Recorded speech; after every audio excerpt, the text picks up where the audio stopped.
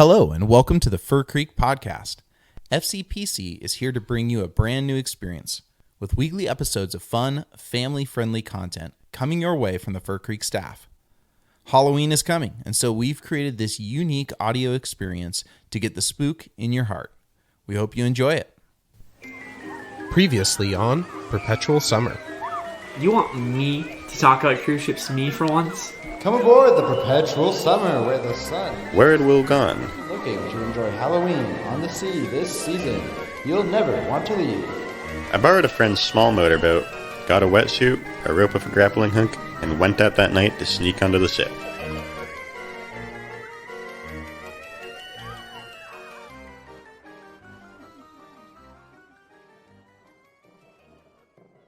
I stood like Bigfoot does in all the photos of him, my arms hanging at my side, face sideways towards the door. Huh. I swore I heard something. I waited to say anything, just to see if they would leave before checking. If someone's slacking off in here again, I'll be rather perturbed. I waited.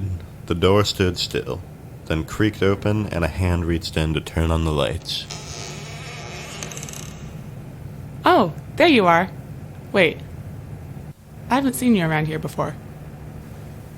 She squinted at me. She had a sailor's white cap on a wrinkled, half-tucked white sailor shirt going into jeans. I began to babble. Well, you see... Oh, you're the new guy. I've been looking for you all day, hoping we weren't going to leave you in that tiny Alaskan town. I thought for 2 seconds. I realized I had my in on the ship. Yep, that's me. Wonderful. Get a uniform on. Well, I suppose you don't have one yet. Oh, borrow one of mine. She went over to the third locker from the door she just came in and spun a locking dial to open it up. She began sorting through a pile of clothes on the bottom of the tall locker and then pulled out a white sailor shirt. This one I noticed didn't have the golden shoulder embroidery hers had. She spat on the sleeve and rubbed at a stain while turning towards me. This is my old one. You'll fit, trust me. Just don't wash it, like ever, or it'll shrink. I eyed the thing. The first thought I had when I saw it was, I should wash that before wearing it. Thanks. No problem, newbie. What's your name? She tossed me the shirt and I eyed it. While putting it on, I thought of what I should be called on the ship. Well, my friends call me Saint. Saint? You better be respecting all the rules if you want to keep that name around here. I got the shirt over my head to see her smirk. I got the feeling she might not care how many rules I followed. This was enforced by her wiping her nose on her sleeve while maintaining eye contact. Awesome. You're a real talker. Leaves you more time for thinking about your work, doesn't it? I nodded, and she turned back towards the door and then stopped. Turning back to me, she had a new smirk on. Oh, I totally forgot to tell you who I am. I'm the manager around here. I keep you common sailors in line and make sure boxes get moved and ropes get tied right. Everyone calls me Manny because my real name's Manila. And I'm the manager. Manila? I asked. You do talk. And listen. Yes, Manila. Like Manila folder. Though, I suppose you're too young to know what that is. Or haven't worked in the right place yet, anyway. Manny moved at the door. The door was a steel hunk of metal with a circular porthole window at head height and a huge crank wheel in the middle. To seal it, I presume. Since we're just sailing off here, most of the hands will be busy right about now. So I'll give you a tour of the ship myself. It's quite large, so stay close. Everyone says they read the blueprint when they first get hired, but that doesn't help a lick until you've walked around the place. Manny proceeded to walk me around, as she said, the entire ship. We started on the special crew level, which was just above the engine and storage decks. We walked by a lot of bunks and rooms of personal decorations from around the world. After a full lap of the long oval-shaped level, Manny brought me down one level. There, I saw the huge engines and waved at the engineers. At the front half of the ship, huge storage rooms were piled high with food, water, and many different supplies to run the ship. We grabbed an elevator in the middle of the ship and went up 2 floors to the passenger level. Here, 100 or so cheap rooms lay just above the crew level. On this floor, the rooms opened up to the sea with walkways passing all the rooms. At the front is a nice viewing deck with a roof over it. Heading up some stairs at the bow, we reached the sun deck. Here, the point of the ship widened towards the fat middle. Rows of sunsails and umbrellas were being set up far above the waves. This deck took a long time to tour. Restaurants, slip-and-slides, ballrooms, and other entertainment lined the walkways. Some extended up multiple floors, while others spread wide across the ship. Above us for nearly 5 floors were more passenger rooms that had great views around and inside the ship from up above. Now here you'll see the last floor up above. Up there's special access. You need special clearance to get up there. The 4 passenger groups that have penthouses, senior officers on the ship, and anyone who has an appointment in the viewing tower can go up. No one else. Lots of locked doors and key cards needed to get in there. Manny didn't know it, but that was the first time I really listened during the tour. If Will had disappeared anywhere, it would be in the secure locked areas. I could take some time to investigate storage in all the rooms, but I would need a plan to look into up there. Attention all passengers aboard the Perpetual Summer. It is I, Arnold. I will be guiding you to my home state during this trip. We have now left Hines Bay and are headed for open water. I'll be back with more important announcements while you settle in for the exciting adventure ahead of you. Yep, that's our announcer. He, really loves impressions. Get ready to hear that a lot. Helpful, though, when you forget when things are happening. I thought nothing of the announcer. I could use the announcements, though, to keep track of events and avoid large crowds, allowing me to search for Will easily.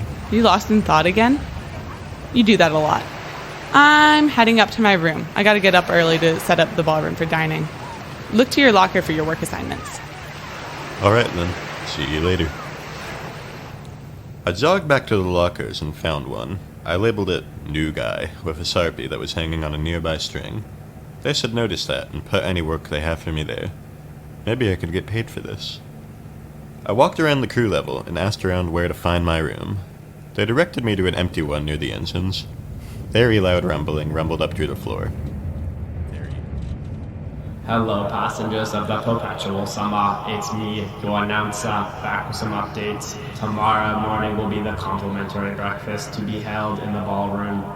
Here we will hand out schedules, maps, and merchandise. Feel free to stop by and take anything you need. For now the ship will be entering bedtime, so head back to your rooms for night-night. Good night everyone, I'll be back. As promised, the lights slowly dimmed over the next 10 minutes and the engine hum was constant. I could hear the elevator go up and down, and the crew walked by in groups laughing, or in a tired silence.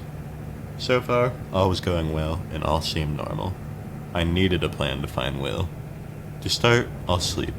Next, I'll start to make some friends on the ship and tour the place myself. Clues will hopefully show up the longer I'm here. Trench diggers are coming near you to help you dig a trench. Water going wherever it wants. You need to be surrounded by dirt to be comfortable. Call me and the crew, and we'll come by and dig you a long trench in a matter of hours. Prices are dirt cheap. Summer is coming to an end. Kids are off to school and the sun is getting colder each day. Don't let the fun end with August. Instead, book a ticket on the Perpetual Summer and you'll feel that dreamy second summer heat. Catch a ride and enjoy the on-ship slides, restaurants, and observation tower. No need to stop at ports along the way with our new long-distance technology. You'll never need to get off, and you'll never want to leave.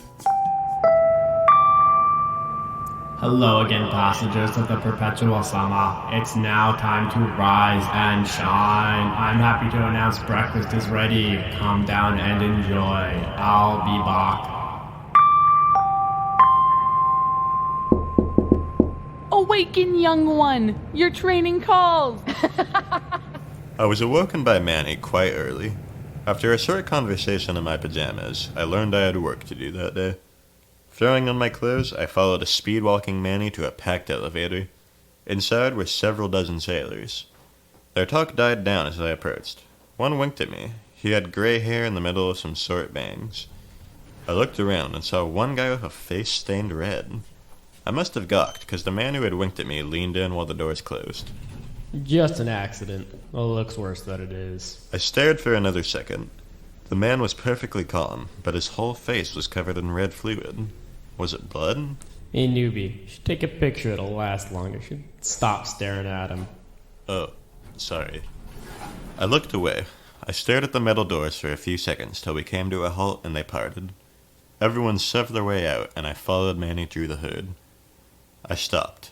The sun was dawning on the edge of an endless ocean. You'll get used to the unprecedented beauty. Let's go. We walked across the main deck of all the entertainment and weaved through to the ballroom. There, the place was lightly buzzing with activity. The huge room was set up with hundreds of tables. Waitstaff walked around placing numbers and glasses of water. Manny led me to a door near the kitchen and opened up to reveal some dark stairs. I need you to clear this area out. The stairs here will be used by the staff later. Thanks a bunch. Okay, bye. I was about to ask several questions when I saw Manny had already disappeared. I surveyed the crowd and saw nothing. Dang. Well, more exploring, I guess. I looked into the dark stairway. It was metal and filled with cobwebs. I pulled out my phone and turned on the flashlight.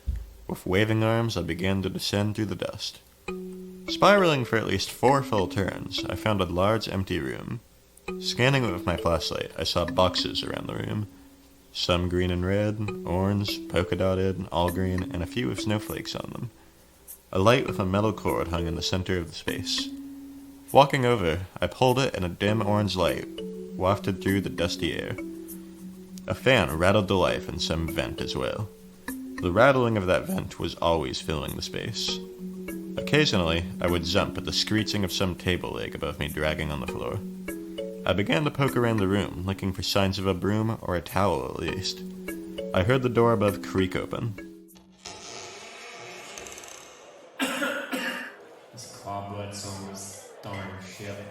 Every time these spiders follow me, even on the open ocean. I began to look around at the boxes. Maybe I could condense their content into less space and get rid of the extras. A good excuse to poke around as well. I walked over to an orange box and grabbed the heavy wooden lid. I pushed, but a nail held it closed on one corner. The others looked like they had rusted already. Wasn't this a new ship? Can't see anything. My phone died, and yes, I charged it. It's just old. Maybe they could help me when they fumble down here. I heard grunts and creaking steps coming down the stairs slowly from them. I heaved the box, and that one nail snapped up and out of the box. I looked in and saw some more cobwebs. These were thick and had a few large spiders on them. I wasn't ever afraid of the bugs, so I reached down and batted the web aside. They were sticky and felt like plastic almost. I found something hard, and I heaved upward. It clunked with a hollow thud as it hit the wood coming out.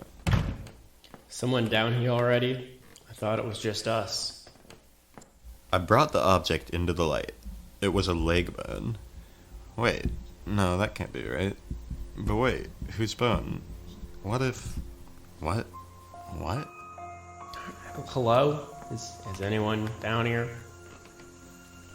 I dove into the box with the webs and all. I heard the creaking of the bottom metal stair. I swore I heard something. Dang rocking ship. Oh. Anyways, we better get these boxes out of here before the new guy or some modern passenger opens them up. I waited. I heard 1, 2, then 3 pairs of footsteps wander around the room. Boxes creaked and grunts came from the sailors. This one's been knocked open. Nail it up and bring it up to the labyrinth. At least there they won't see it till we open up the gates. I sweated and faced downwards. I heard the lid go onto the top and felt the thunk of someone punch it closed. Things got dark. 1, 2, 3. I felt the box move upward with a great lift. Wait. This one's real heavy. Set it down and we'll empty some of it out first. I thudded to the floor. I let out a grunt as the box creaked. I turned upward, ready to think of something to say. The lid came off and the dull orange light came in. What do we have here? Thanks for listening to another episode of the Fur Creek Podcast, Perpetual Summer. Halloween is just around the corner, and we're excited to announce that we'll be hosting another trick-or-treat event here at the Furs. Keep an eye on our Facebook and Instagram for more details. The FCPC podcast Halloween special, Perpetual Summer, is written and performed by all your favorite Fur Creek summer staff. Visit our website, furcreekdaycamp.org, to download episodes, or find us on iTunes, Spotify, or the Google Play Store. Until next time.